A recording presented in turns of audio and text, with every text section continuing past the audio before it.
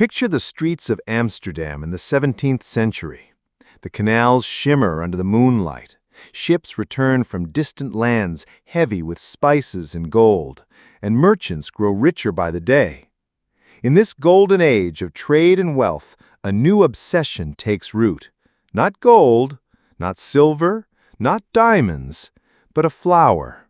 A delicate tulip imported from the Ottoman Empire captures the imagination of an entire nation. Soon, people are selling their homes, their land, even their family fortunes just for a single tulip bulb. At its peak, one bulb could cost more than a grand townhouse in the center of Amsterdam. To own it meant prestige, power, and the promise of endless wealth. But there's one question history always reminds us to ask. When everyone is chasing the same dream, is it truly a treasure or just an illusion? Lesson 1. Don't follow the madness of the crowd. The first lesson of the Tulip Mania is this. When everyone is running in the same direction, stop and ask yourself, where exactly are they going? In the early 1600s, tulips became the ultimate status symbol in the Netherlands. Rare colors and unique patterns made certain bulbs more valuable than entire estates. The famous variety Semper Augustus became legendary. A single bulb sold for the price of a luxurious house on the most prestigious street in Amsterdam. People traded farms, ships, and fortunes, convinced that the price would only go higher. But here's the danger. When the crowd believes something can only rise in value, reason disappears, greed takes over, and as history shows, the higher the climb, the harder the fall. By 1637, the bubble burst. Prices collapsed overnight, fortunes evaporated, and countless families were ruined. The flower that symbolized wealth became a reminder of ruin. The first law we learn: never lose yourself in the madness of the crowd. Real value is what remains after the hype dies. Lesson 2. From Hope to Greed, the Seduction of Tulips. At first, the tulip was not a trap. It was simply beautiful. A strange flower from distant lands, carried along the Silk Road, admired in the courts of the Ottoman sultans. When it arrived in the Netherlands, it became an object of fascination, almost like a living jewel. Collectors, scholars, and wealthy merchants bought bulbs not for profit, but for the joy of owning something rare, delicate, and exotic. Imagine a modest merchant in Amsterdam in the 1620s. He walks through a garden where tulips are blooming, petals streaked with flames of crimson and gold, unlike any flower he has seen before. To him, this is not just a plant, it is a miracle. He buys a bulb and shows it to his friends. They marvel at it. Soon, his neighbors want one too. And from this innocent desire, hope begins to grow. If people admire this flower so much, maybe it can bring not only joy but fortune. Hope is harmless at first. A man tells himself, I'll buy 2 bulbs instead of 1. If the price rises, I'll sell one and cover the cost of both. A careful calculation, almost logical. But hope rarely stays small. It mutates into something bigger. By the 1630s, as more and more people saw others getting rich with tulips, that cautious hope transformed into burning greed. It was no longer about gardens or beauty. It was about status, profit, the dream of wealth without labor. Farmers sold their cows to buy bulbs. Sailors invested their wages. Bakers and carpenters neglected their craft, convinced they had found a shortcut to fortune. One luthier, a man who had spent decades crafting violins with patient hands, sold his workshop because he believed a single bulb could give him more than all his instruments combined. The fever had begun. Tulips were no longer exchanged like flowers, they were traded like contracts. A man could agree in winter to buy a bulb that was still buried in the ground, and months later sell that same contract for double the price before the flower had even bloomed. Paper promises flew from hand to hand, fortunes multiplied overnight, and Amsterdam's taverns filled with shouting, bargaining, and drinking. The rarest bulbs, like the famous Semper Augustus, striped with white and crimson flames, sold for more than a house on the canals of Amsterdam. Think of that. A small piece of living tissue in the soil worth more than walls, roof, and land. A single bulb could equal the yearly salary of a wealthy merchant. And ordinary men, blinded by greed, believed this madness could continue forever. If you listen carefully, you can almost hear their voices across the centuries. If I buy today, I can sell tomorrow for twice the price. Why work the fields when a bulb will make me richer than the harvest ever could? This is not gambling, this is certainty. The tulip will only rise. But greed has no ceiling. It pushes people further until they bet more than they can afford, until they stop asking the only question that matters: what if the music stops? This is where the lesson hides. It is not about tulips. It is about the way hope can slip quietly into greed. Hope is like water. In moderation, it gives life. Too much, and it floods the land, drowning the very things it was meant to nourish. We see it today, though the flower has changed its shape. It may be a stock, a cryptocurrency, or an online trend. People watch others getting rich and tell themselves, "Why not me? Why shouldn't I join?" They start small, careful. Then greed whispers louder. Double it, triple it. Don't stop. And just like the Dutch farmers, they sell their cows, only now it is savings accounts, mortgages, even retirement funds, all staked on the promise of effortless fortune. The moral is as old as humanity. When hope turns into greed, you are no longer in control. You are being led, step by step, into a trap. And the tulip, that innocent flower, became the bait that lured an entire nation into the jaws of ruin. So remember this. The real danger is not the tulip, or the coin, or the market. The real danger is the voice inside that whispers, "Just a little more." Lesson 3. The Peak of Madness, when tulips became dreams. By 1636, tulip fever had consumed the Dutch Republic like wildfire. What had once been a collector's fascination had turned into a frenzy that reached every corner of society. Not just merchants and aristocrats, but bakers, shoemakers, farmers, and even chimney sweeps found themselves caught in the spell of the tulip. The market no longer belonged to gardens or scholars. It belonged to taverns. Picture the scene: smoky, crowded rooms filled with shouting men, the smell of beer thick in the air, papers changing hands faster than coins. These were not simple sales of bulbs anymore. They were futures contracts, promises scribbled hastily on scraps of parchment. I agree to sell one bulb of this variety at this price in 6 months' time. Few even touched the bulbs themselves. They were buried in the winter soil, unseen, while their paper value soared through the ceiling. Men gambled not on flowers, but on the future of flowers. The tulip had become not a plant, but a dream, a symbol of wealth so immediate, so seductive, that people began to believe the dream was reality. The numbers were staggering. Ordinary varieties sold for 10 times a laborer's yearly wage.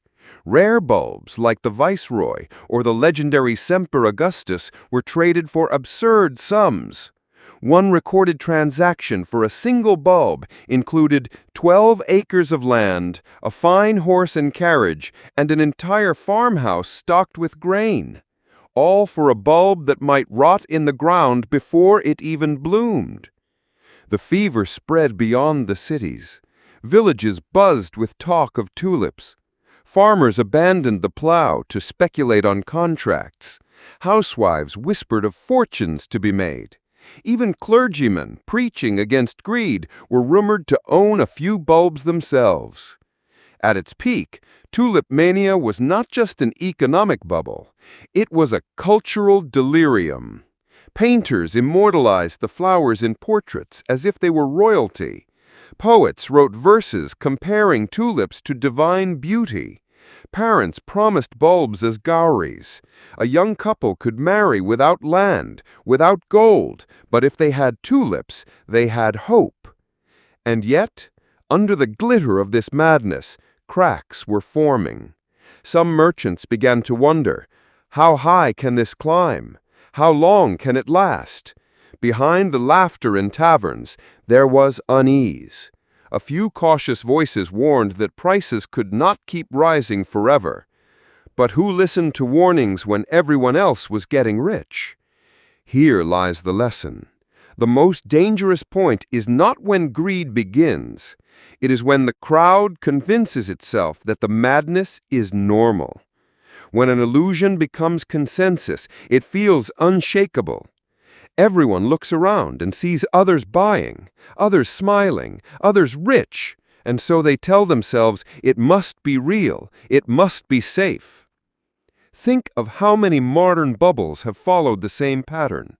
In the late 1990s, internet stocks skyrocketed, even for companies without profits, without products, sometimes even without offices. In 2021, people sold their cars to invest in digital coins they barely understood. The dream was the same as in 1636. This time, it's different. This time, it can never crash. But dreams built on nothing cannot last. The Dutch believed tulips were wealth itself. They believed paper promises were as solid as land, as safe as gold. In truth, they were building castles in the air, and each new contract was just another stone stacked higher on a foundation of sand. At the height of Tulip Mania, men toasted their fortunes, convinced they had outsmarted fate. But fate is patient. It waits for the moment when confidence is highest, when no one suspects danger. That is when the ground gives way. And so, as winter turned to spring, the tulip, that fragile flower, prepared to teach a brutal lesson. Lesson 4. The Crash, when the dream turned to dust. It began quietly, almost invisibly, a single auction in Holland in February of 1637. A group of buyers gathered, expecting the same frenzy, the same cheers and reckless bidding that had become routine. A tulip bulb was offered at the usual astronomical price, but this time no one raised a hand. Silence. The auctioneer called again, lowering the price. Still silence. A nervous laugh, a few whispers. The price dropped, further and further still, until the room realized something unthinkable. The magic was gone. The crowd that once fought desperately to buy tulips now hesitated, waiting, doubting. And in that hesitation, the bubble burst. Word spread like fire. If Haarlem was falling, then surely Amsterdam, Delft, and Alkmaar would be next. Confidence, that fragile thread holding the entire market together, snapped in an instant. Buyers vanished. Contracts, once traded like gold, suddenly seemed worthless. Men who had thought themselves rich beyond measure discovered that they owned nothing more than scraps of paper and promises that no one intended to keep. Panic set in. Imagine it. Taverns once filled with laughter now drowned in shouting and fists slamming on tables. Merchants demanded payment. Debtors begged for mercy. Friends who had toasted fortunes together days earlier now cursed each other across smoky rooms. Some tried to sue, dragging their neighbors before courts. But how can the law enforce contracts for goods no one is willing to buy? The collapse was brutal. Bulbs that had sold for the price of a house were suddenly worth no more than a sack of onions. Families that had gambled their savings were ruined. Farmers who had abandoned their land returned to find debts piled higher than their harvest could repay. Some accounts even tell of men driven to despair, wandering the streets in shock, unable to comprehend how a flower had destroyed them. But the most devastating wound was not financial, it was psychological. A nation that had believed itself clever, enlightened, rational, suddenly saw its own madness laid bare. The Dutch prided themselves on discipline, order, and common sense, and yet here they were, humbled by a bulb. A fragile, fleeting flower had revealed a truth that even the most practical people can be swept away by illusion when desire blinds reason. And here lies the deeper lesson. Markets are not ruled by numbers alone, but by human hearts, by fear and greed, hope and panic. When the crowd believes, prices soar. When the crowd doubts, even the strongest empires tremble. Think about modern times. The 2008 financial crisis was not so different. Mortgages were bundled into complex securities, their risks ignored, their prices inflated. Everyone believed the system would keep rising. Then, like Haarlem in 1637, the first cracks appeared. A few defaults, a few doubts, and suddenly the entire tower collapsed. Or consider cryptocurrency crashes. At the height of the boom, coins traded hands at dizzying prices, fortunes minted overnight. But when confidence faltered, billions of dollars evaporated in days. Just like tulips, the digital dreams dissolved into air. The story of Tulip Mania's collapse is not about flowers. It is about us, about how easily we can convince ourselves that illusions are real, about how quickly the ground can give way beneath our feet when that shared illusion crumbles. The Dutch learned this lesson the hard way. Many lost everything. But not all was despair. The Republic did not collapse. Trade, art, and industry continued. Life went on. Yet the story lingered, passed down through books and satire, whispered as a warning to future generations. Because history does not just record what happened. It reminds us what can happen again. And so the tulip, once a symbol of beauty and fortune, became something else. A mirror held up to human folly, reflecting a truth we still struggle to face, that the line between wisdom and madness is far thinner than we like to believe. Lesson 5. The Aftermath and the Timeless Lesson.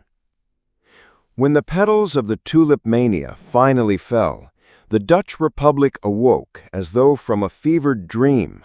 The markets had collapsed, the shouting in the taverns had quieted, and what remained was the hangover of disappointment and shame. Yet, contrary to the sensational rumors later written, the country did not descend into ruin. The Dutch economy survived. The ships still sailed, the merchants still traded, and Amsterdam remained a hub of wealth and culture. But for countless families, the damage was real. Fortunes evaporated. Contracts became worthless paper. Some households faced bankruptcy, others decades of debt. The legacy of Tulip Mania was not national collapse, but something subtler, a scar on collective memory, a wound to pride. The Dutch, famed for discipline and pragmatism, had been swept away by madness, and the world would never let them forget it. Writers, satirists, and moralists seized upon the story. Pamphlets mocked the speculators, portraying them as clowns blinded by greed. Poets ridiculed merchants who had traded their homes for bulbs. The tulip, once a symbol of wealth and sophistication, became a cautionary emblem of folly. Even today, when economists describe a financial bubble, they often begin with the same word, tulips. But if we look closer, the aftermath teaches us something deeper than mockery. It shows us the anatomy of illusions, how they rise, collapse, and leave us to face ourselves. Because bubbles are not built on lies alone. They are built on desire. Think about it. A man does not buy a tulip bulb for the price of a townhouse simply because he loves flowers. He buys it because he wants something greater. Recognition, wealth, the thrill of being part of something extraordinary. It is not the tulip he pursues, but the dream attached to it. And when the dream evaporates, the emptiness is unbearable. We see this pattern again and again, in the stock market, in real estate, in digital currencies, in collectibles.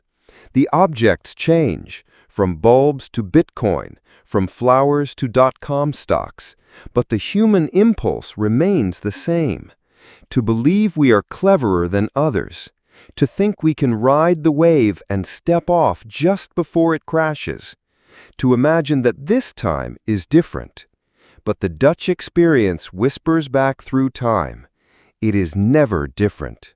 Human nature does not change.